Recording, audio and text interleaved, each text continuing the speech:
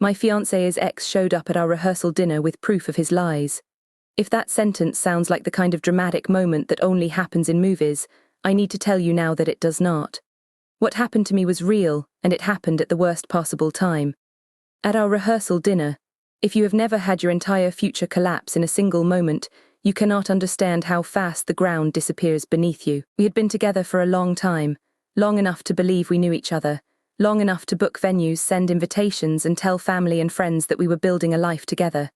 The engagement felt real, the planning felt real, the future we talked about felt real, and all of it was a cover for what he was really doing when I was not looking. The hardest part to explain to people who have never experienced a betrayal this public, this devastating, and this badly timed is how much it changes not just your present but your entire past. You start replaying old conversations, old moments, old promises, and you realize none of them were what you thought they were.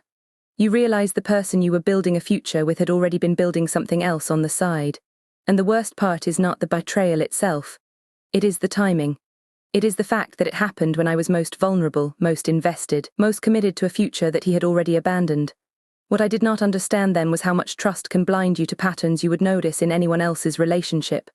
The signs were there, the distance, the secrecy, the excuses that did not quite add up. But when you are planning a wedding, when you are focused on dates and venues and guest lists, you do not scan every interaction for danger. You assume cooperation. You assume the person standing next to you at the altar is the same person you fell in love with. You are wrong. The breaking point happened at our rehearsal dinner. I was not looking for it. I was not suspicious. I was just living my life, doing the things couples do when they are about to get married. And then I saw something, heard something, or found something that changed everything. Not gradually, not over weeks of investigation. In one moment, one sentence, one screen, one conversation. That is how betrayal usually arrives. Not with a dramatic build-up, with a single piece of information that rewrites your entire reality. There is always a physical moment when the body understands before the mind does. My hands went cold, my breathing changed. The room seemed to tilt and narrow around whatever evidence I was holding or seeing. I stood there processing information that my brain refused to fully accept, because accepting it meant accepting that the person I loved most in the world had been living a lie. And that is a pill that does not go down easily, no matter how much evidence you have. Once suspicion became evidence, I entered a phase I still do not remember fondly. It was part shock, part rage, part humiliation. The timing made everything worse. This was not a random discovery on a random Tuesday. This was at our rehearsal dinner when I was most vulnerable, most invested, most public about my commitment. The humiliation was not just private. It was shared, visible, and in some cases, witnessed by the people who mattered most to me. What made it worse was not just the act itself. It was the fact that he had been planning this, hiding this, managing this while I was planning our wedding. While I was picking out venues and flowers and music for our first dance, he was living a double life that would destroy everything I thought we were building. That hurt more than the betrayal itself, because it meant I was not just losing a partner. I was losing my ability to trust my own judgment about who deserved access to my life. The scale of the truth matters because it changes the emotional category of what happened. This was not a moment of weakness. This was not a mistake that could be apologized away. This was a sustained pattern of deception that required planning, coordination, and a level of emotional compartmentalization most people are not capable of. Once I understood that, I stopped asking whether the damage could be explained softly. I started asking whether I could respect myself if I stayed with someone who had shown me exactly who they were when they thought I would never find out. Even before I made any final decision, something in me had already started separating clarity from comfort. Comfort would have meant ignoring the evidence, getting through the wedding, and dealing with the fallout later when the guests were gone and the pressure was off. Clarity meant naming what was in front of me without dressing it up, even if it meant cancelling everything and facing the consequences. That shift hurt, but it also gave me back a level of internal steadiness I had been losing for a long time. Eventually there is always a confrontation whether you want one or not. When I confronted him, he did what people who get caught always do, denied, deflected, minimized, and then tried to manage the explanation. First came confusion, then excuses, then the classic defense that it did not mean anything, it was just a mistake, it was not supposed to be a big deal. But lies change shape when they are cornered, and eventually the whole performance collapsed in front of me. In that conversation, I learned something I have seen repeated in almost every betrayal story since. When someone has been lying for long enough, exposure does not automatically produce honesty. Often it only produces a faster, more desperate form of strategy. I also learned that closure is rarely given cleanly by the person who caused the damage. More often, closure is assembled privately from facts, behavior, silence, and the eventual realization that you no longer need a better apology in order to make a better decision. That realization was painful because it forced me to stop waiting for him to become morally elegant after choosing something much uglier. After the confrontation, the aftermath begins, and the aftermath is rarely cinematic. It is practical, repetitive, humiliating, and emotionally expensive. I had to make phone calls I never thought I would have to make.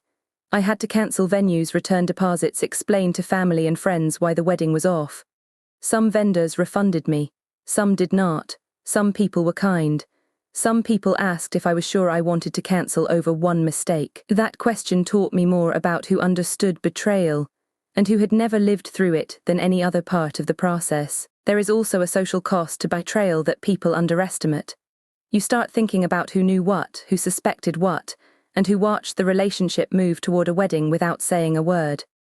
Even when no one intended to humiliate you, the mere possibility that other people saw pieces of the truth before you did can feel like a second wound. It is not pure ego. It is the pain of realizing your private devastation may have had an audience long before you had language for it yourself. And then comes the part no one glamorizes: the paperwork, the practical decisions, the humiliating explanations, the returned gifts, the cancelled honeymoon, the dress or suit you will never wear again. Meals still have to be made. Bills still have to be paid. Work still expects your attention. Meanwhile, your mind is replaying scenes it cannot fix. That contrast between ordinary responsibility and extraordinary pain is one of the loneliest parts of the whole process. In the end, my decision was less dramatic than people imagine and more important than any single argument. I did not go through with it. I did not marry him.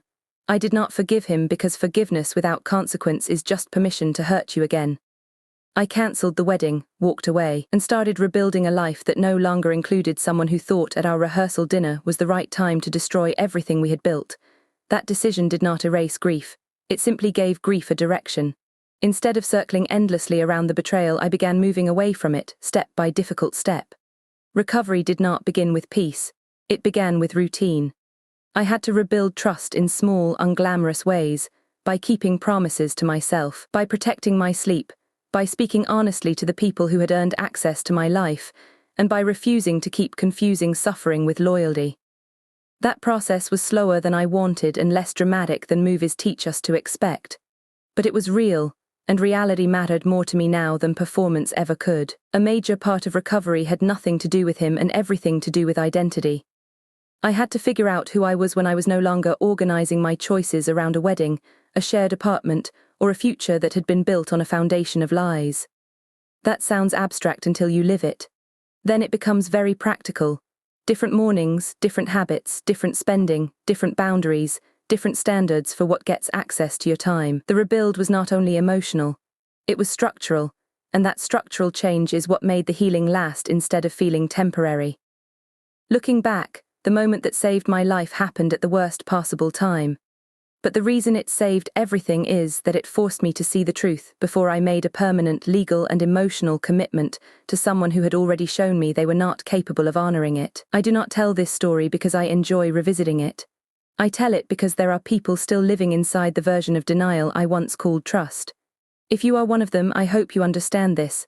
Clarity may arrive at the worst possible time, but it is still a gift.